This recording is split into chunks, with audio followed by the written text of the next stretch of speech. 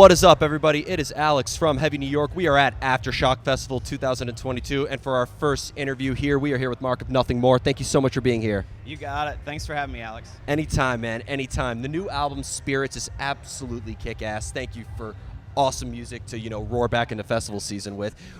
Was the intention of this album just to make a continuation of the stories we tell ourselves, or was this meant to be kind of like a new beginning for the Nothing More adventure? I'd say it's a little of both. It's definitely a next chapter for us, and that's kind of, in general, how we think about albums.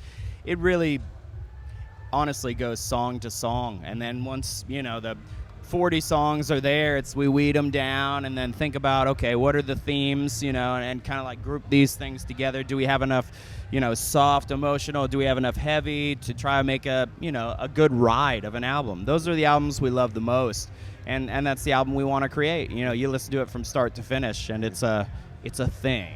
Definitely. And thank you for the kind words. I'm super stoked about it. I'm glad you've listened to it already. Yeah. That's badass. Yeah, are you ever worried, though? You mentioned you wrote like 40 songs. Are you ever worried that the songs you left out are going to be like a B-side one day, just to be the biggest hit you guys ever had? That's a great question. Actually, two of these songs are kind of B-sides, but I wouldn't call them B-sides from the stories we tell ourselves. Basically, we just ran out of time and we just argued about Which ones were they? You Don't Know What Love Means and Deja Vu. Knew it. That's it had cool. that Wow, stories wow. we tell ourselves sort of like charisma to it. Interesting.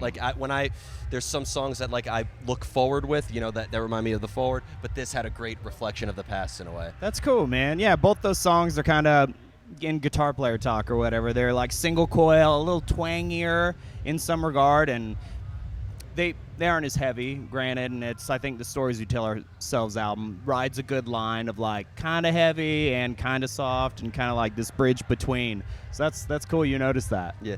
I've noticed that Nothing More is really almost kind of like a rock and roll smorgasbord. You have really heavy metal sides, you have great rock sides. I could hear you on Octane and I could hear you on Liquid Metal at times. Is it fair to say that maybe it's a little bit easier to sort of like try new things when it comes to making a new album? You don't have like a formula that you're kind of bound to? That is a great question. Honestly, that's what we try to do. We don't want to put ourselves in a box and just like we're just metalcore, and it's like we have to do that.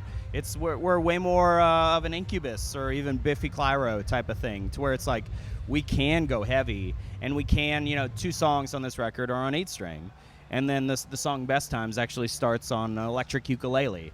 So it's like there is this range, the smorgasbord like you're talking about, that we try not to limit ourselves. We love to start things from a different place, like an 8-string. I'd never played an 8-string before, and so it's like take some time, do some research, really find myself in the instrument, and kind of pitch the song, to the guys and everything. Going gent, I see. A little bit, I could see that Contortionist tour that you did back in the day really had an influence. That's cool. Actually, you mentioned them. Eric, their keyboard player, he wrote all the string parts on Dream With Me. Oh, wow. So that you hear.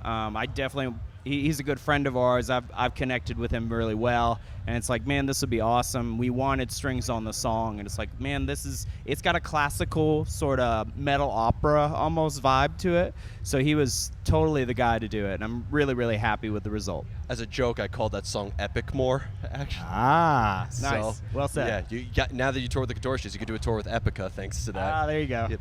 And being that you are like a fairly experimental band, as I like to say, does it ever start off with like a preconceived idea? Do you and the band kind of like go into the studio with like a preconceived vision, or is there maybe a lot of trial and error and kind of like improvising involved?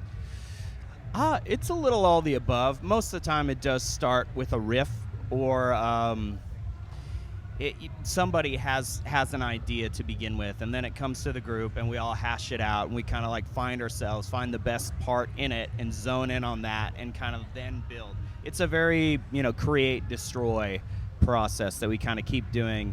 Some bands are just like, this is the song, that's it, we're not gonna edit anything, it's like, that's the song, we don't care. And we're very much not that band, which has its downsides because it can take forever, and we want to go quicker, but this album took 5 years arguably or whatever. So, and there are some long songs, as you know, so it's a bit of a journey. Yeah. Yeah, I know. If you play the album like in full, you could be like a half hour late and make it before the first song ends or something like that. You have that Opeth effect to it. Nice. Yep. That's funny.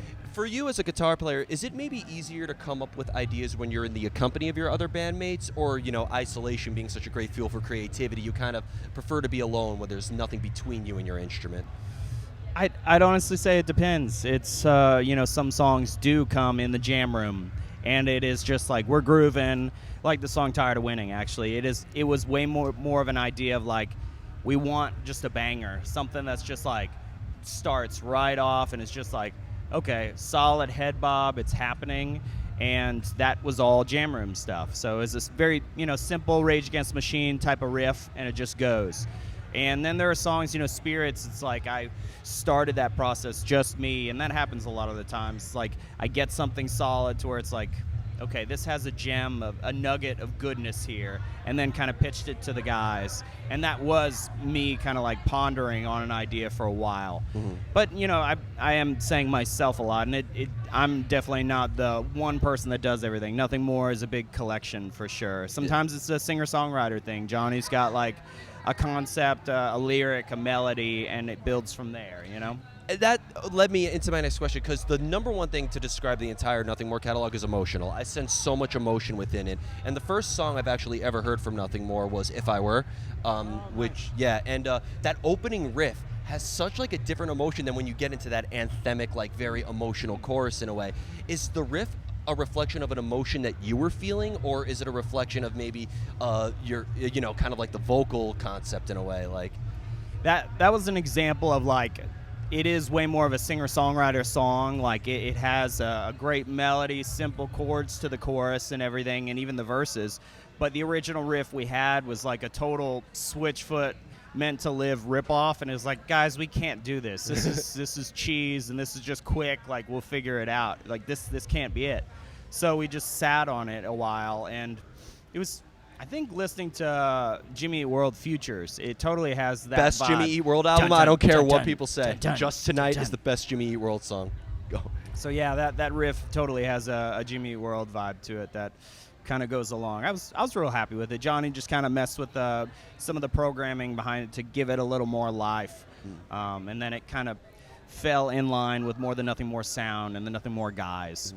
When it comes to playing live, is it like a completely different energy playing live as opposed to songwriting, or is there maybe a similar energy that kind of like combines the two arts together? I'd say that it's completely different until, you are playing those songs that you did create in this isolated atmosphere. So, I don't know, it is fun though, because it is like all these emotions and everything you're feeling, you're exuding it into the world, and you see the response, that feedback loop it has on the crowd. And there's nothing better than, seeing everyone sing in unison together. It's like, it's such a cool feeling. Something I did in my garage or whatever has, tens of thousands of people singing together, and that's magical. 100%. And on top of that, you've played with a variety of different bands too, from the Contortionists to Bad Flower and Of Mice and Men, and you're doing this festival right now. I'd imagine you've noticed many different audience members too in different types of crowds as well, right? Yeah, that is a cool thing. I feel like a Nothing More crowd doesn't have a one demographic. It's a little bit of everything.